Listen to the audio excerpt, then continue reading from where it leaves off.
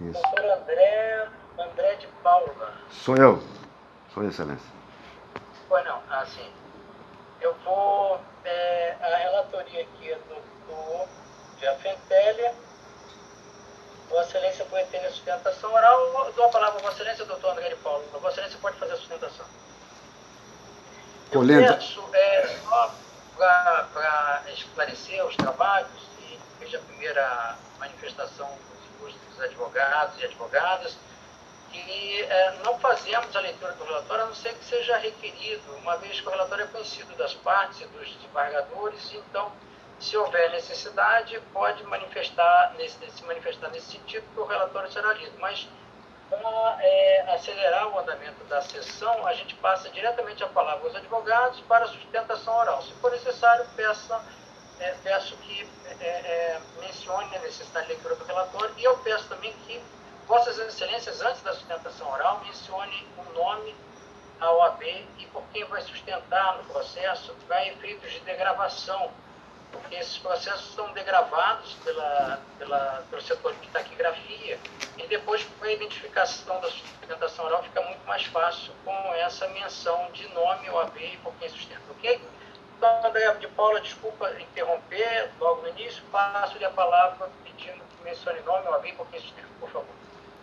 Eu sou André de Paula, sou membro da Anistia Internacional e tenho o número de 33.926 da seção do Estado do Rio de Janeiro. Colenda turma, saudações à culta promoção do ilustre procurador Maurício da Rocha Ribeiro pelo desprovimento da apelação da União. Excelências, estou particularmente emocionado, eu mesmo preso político, torturado, anistiado, como membro da Igreja Católica que se manifestou contra o arbítrio, filho de um coronel do Exército, inicialmente golpista, que depois constatou que nunca se roubou tanto nesse país, nunca se matou tanto, só de indígenas foram 8.500, nunca se censurou tanto, nada podia ser dito. E aí viu que tinha embarcado numa canoa furada, ele golpista que foi, mudou para o lado correto da história, a legalidade. E se não fosse ele, Excelências, eu não estaria aqui para fazer essa sustentação, assim como também minha irmã não estaria viva e meu cunhado. O Estado tem que ser punido para que não volte a acontecer o que aconteceu à minha cliente, Maria Inês, presa e torturada,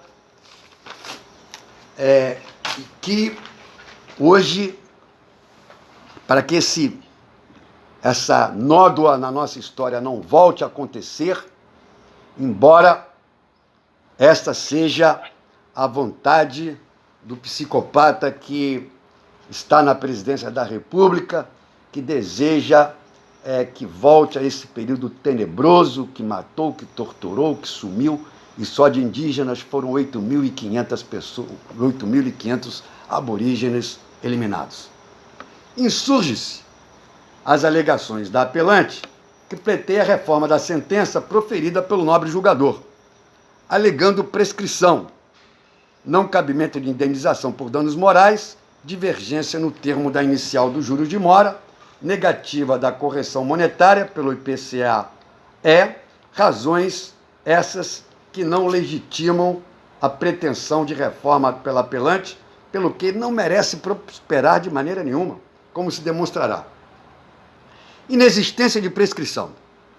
Para sustentar suas razões, pretende se aplique ao caso o dispositivo primeiro decreto de 20.910 de 32, transcrevendo 526, o único acordo que encontrou no sentido de suas pretensões do Tribunal Regional Federal da 5ª Região, prolatado no período inicial de sedimentação, 23/12/2003, da jurisprudência pelos nossos tribunais superiores.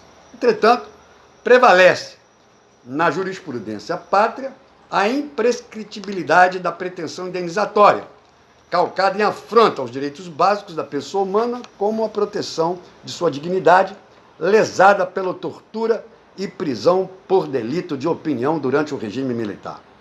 Nesse sentido, a jurisprudência das nossas cortes superiores, como proclamado no RESP, citado aí, de relatoria do ministro Herman Benjamin, estabeleceu que, aspas, a afronta aos direitos básicos da pessoa humana, como a proteção de sua dignidade lesada pela tortura e prisão por delito de opinião durante o regime militar, de exceção, enseja a ação de reparação ex delitos imprescritível e ostenta amparo constitucional no artigo 8, parágrafo 3º do Ato das Disposições Constitucionais Transitórias, folhas 504.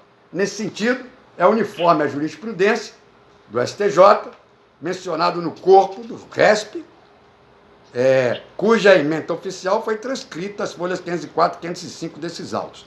Data máxima vênia, prescindiremos por discipiendo e redundante fazer qualquer outra transcrição, citação jurisprudencial no mesmo sentido. Pelo exposto, a declaração de inexistência da prescrição se faz imperiosa, em consequência, o improvimento da pretensão absurda da apelante para todos os fins de direito. Cabimento de indenização por danos morais. A respeito do mistério, pretende a apelante a aplicação ao caso dos autos do comando da Lei 10.559/02 como forma de impedir a indenização por danos morais. Como não poderia deixar de ser, a pretensão da apelante de aplicar ao caso dos autos as disposições legais do artigo 1º da Lei 10.559/2002. Entretanto, essa lei não contempla a questão da indenização por danos morais, apenas trazendo menção à questão da reparação econômica, como foi decidido pelo TRF2, relator desembargador federal Zé Antônio Lisboa Neiva, 7ª turma especializada, página 211 e 212, transcrita às folhas 503. Veja-se que em toda a longa argumentação da apelante a respeito da matéria, não há sequer uma citação jurisprudencial a seu favor, enquanto que, em sentido contrário, é abundante, é vastíssima, pelo que a pretensão da apelante deverá ser improvida in toto, reformando a sentença para adequá-la aos termos do 1º artigo 11 da Lei 9.140, ou seja, expectativa de vida em 2008, 82,4 anos. Idade da autora em novembro de 1970, 20 anos. Período sobre o qual incidirá a indenização do parágrafo 1º do artigo 11 da Lei 9.140/95, 61,6 anos. Valor da indenização em 2001, R$ 3.000 vezes 61 vezes 62 anos, R$ 184.800. Juros de mora e correção monetária.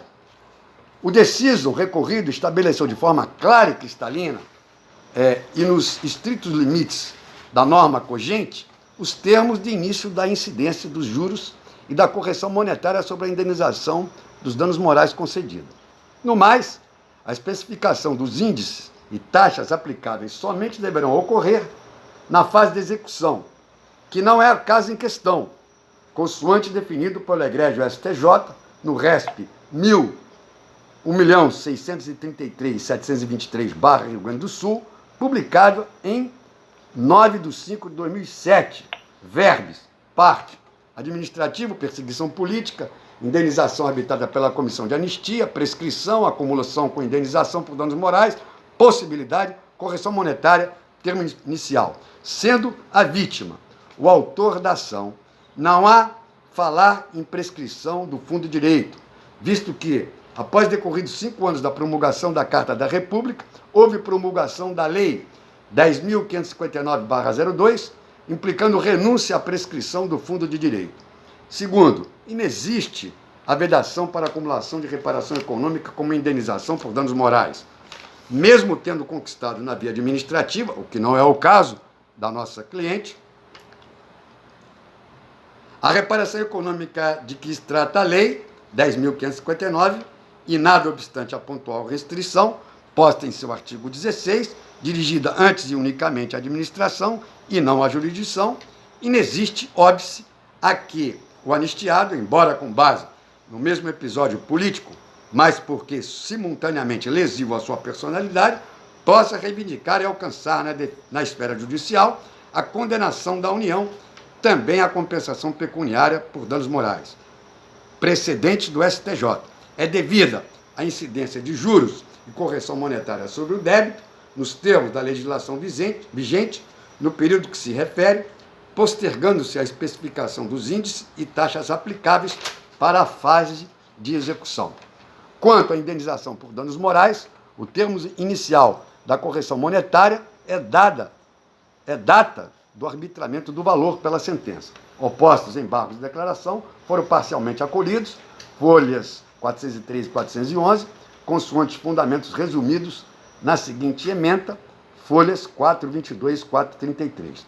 Então, diante disso tudo, Excelência, ficando claro que a nossa cliente não foi indenizada na área administrativa, diante de tudo que foi colocado aqui, provado, acolhido pelo ilustre procurador da República, pugna apelada, Maria Inês Ferraiolo, pela total improcedência do recurso de apelação da União Federal, uma vez que ela foi torturada na mesma prisão em que se encontrava a presidente Dilma Rousseff, com a condenação da União na forma congente, inclusive em honorários sucumbenciais, ex-vi, do artigo 85 do CPC, com o provimento das presentes contrarrazões em todos os seus tópicos requeridos. É justiça, Excelências.